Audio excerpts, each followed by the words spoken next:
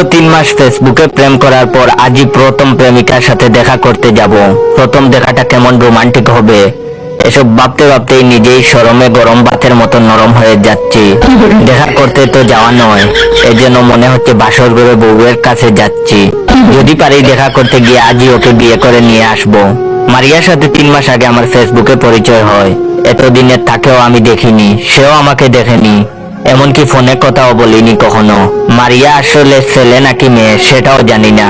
ওর কাছে পিক চাইলে পিক দেয় নাই, খালি বলে সামনাসামনি দেখিও। আর ফোনে কথা বলতে চাইলে বলে যে আমার এই মিষ্টি কণ্ঠস্বর তুমি ফোনে শুনবা।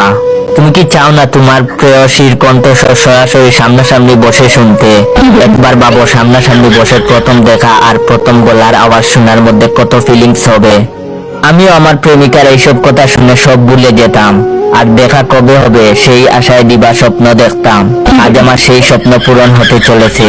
শুনছি মানুষ নাকি তার মনের মানুষের কল্পনায় আঁকতে পারে। আমিও কল্পনায় মারিয়াকে আঁকার কত চেষ্টা করতাম, কিন্তু পারিনি।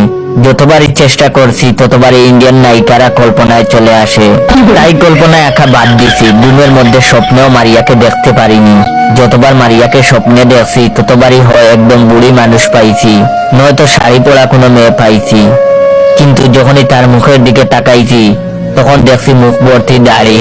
স্বপ্নে মারিয়ার আসল মুখখানা দেখতে পারিনি, তাই না পেয়ে স্বপ্নের মধ্যে দাড়িওয়ালা মারিয়াকে নিয়ে হাত ধরে ঘুরছি। যেমনই হোক নিজের প্রেমিকা বলে কথা। যাই হোক, আজ বাস্তবে সামনাসামনি দেখবো, বয়স শুনবো, তাই স্বপ্নে যা দেখার দেখছি ওইসব এখন ভেবে লাভ নাই। তাড়াতাড়ি রেডি হয়ে এখন যেতে হবে। মারিয়া আমারে কইছে যেন প্যান্ট আর নীল টি শার্ট পরে দেখা করতে যাই, যেন দূর থেকে দেখে ও সহজে চিনতে পারে। কিন্তু আমি তো সহজে ওরে আমাকে চিনতে দিব না, তাই একটা পুরাতন লাল পাঞ্জাবি আর সাদা পায়জামা পরে রওনা হলাম।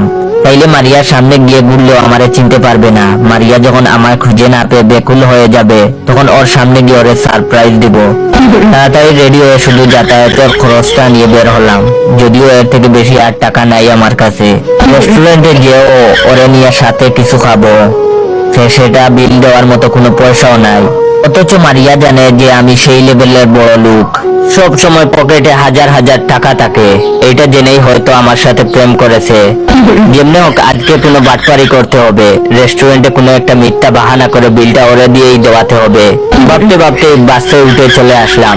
এরপর বাস থেকে নেমে যে রেস্টুরেন্টে দেখা করার কথা সেটার দিকে হেঁটেই রওনা দিলাম কিছু টাকা বাঁচানোর জন্য। যেতে যেতে দেখলাম একটা অন্ধ ফকির কালো সানগ্লাস পরে ভিক্ষা করছে, সুন্দর সুরে অন্ধের গান বলে ভিক্ষা করছে।